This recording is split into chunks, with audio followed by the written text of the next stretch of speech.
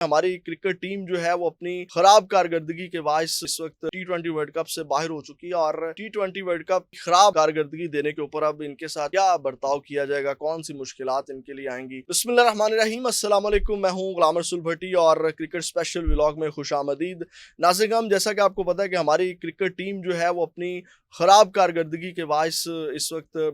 टी20 world cup से बाहर हो चुकी है और टी20 वर्ल्ड कप की खराब कारकर्दगी देने के ऊपर अब इनके साथ क्या बर्ताव किया जाएगा, कौन सी मुश्किलात इनके लिए आएंगी। हमारा जो पीसीबी है वो अब क्या करने जा रही है, तमाम तर तफसीलात आपके सामने रखते हैं। नाज़रीन, हम सबसे पहले तो आपको पता है कि कल जो उम्मीद थी वो अमेरिका और आयरलैंड के मैच के ऊपर तमाम नज़रें थी, क्योंकि ये बहुत अहम मैच था जिसके बायस जो है वो अगर अमेरिका आयरलैंड से हारता, फिर पाकिस्तान जो है वो और फिर आयरलैंड से पाकिस्तान जीतता तो फिर जाकर के जो है वो सुपर 8 मरहले में पाकिस्तान जा सकता था। लेकिन ख़राब किस्मत कह लें या ख़राब कारकर्दगी भी कह लें, जिसकी बुनियाद के ऊपर अपनी जगह नहीं बना सका और कल जो है वो बारिश की वजह से ग्राउंड गीला होने की वजह से मैच बराबर हो गया, जिसकी वजह से अमेरिका और आयरलैंड को एक एक पॉइंट दे करके अगले मरहले में भेज दिया गया, जिसकी वजह से पाकिस्तान जो है वो इस टी20 वर्ल्ड कप से बाहर हो गया है। अब नाज़रीन, पाकिस्तान आयरलैंड से जीत कर भी टी20 वर्ल्ड कप का हिस्सा नहीं रहा, उसको जो है वो अब घर वापस आना पड़ेगा। लेकिन अब घर वापस आते ही उनके लिए फैसला क्या किया गया है। एक तो रात गए जो है वो हमारे जो पीसीबी के चेयरमैन हैं वो रात भर जागते रहे, परेशानी के अंदर रहे हैं और जनाब जो पीसीबी के ओहदेदारान हैं उनसे उन्होंने रात गए दफातर में मीटिंग्स की हैं और जो पाकिस्तान क्रिकेट टीम है उनकी कारकर्दगी के हवाले से जायज़ा लिया है और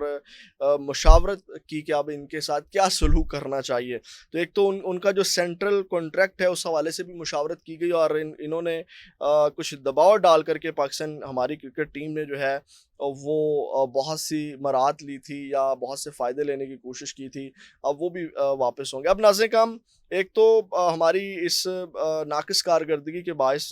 कौमी क्रिकेट टीम की नाक़िस कारकर्दगी के बायस इनका जो सेंट्रल कॉन्ट्रैक्ट है उसका असर-ए-नौ जायज़ा लेने का फ़ैसला किया गया है और पहले मरहले में अच्छी परफॉर्मेंस ना रखने वाले कौमी क्रिकेट की सेंट्रल कॉन्ट्रैक्ट में जो उन्होंने जनाब मेरी एक ख़राब कारकर्दगी दिखाई है और कई क्रिकेटर्स जो हैं वो उनको सेंट्रल कॉन्ट्रैक्ट से हाथ धोना पड़ेगा, क्योंकि ये जो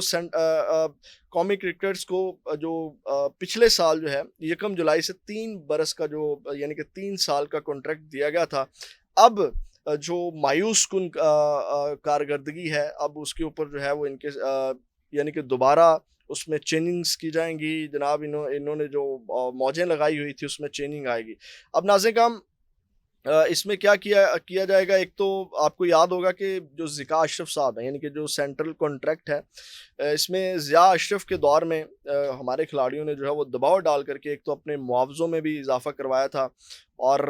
उसके साथ साथ जो है वो एशिया कप और आईसीसी यानी कि एक तो ज़िया अशरफ साहब के दौर में इन्होंने अपने मुआवज़ों में इजाफ़ा करवाया, उसके बाद टी20 वर्ल्ड कप में भी इनकी ख़राब कारकर्दगी रही और उससे पहले एशिया कप और आईसीसी वर्ल्ड कप में भी आपको पता है कि ये नाकाम रहे। तो अब ये सारी सूरत हाल देख करके नाज़रीन, एक तो इनके जो मुआवजे उन्होंने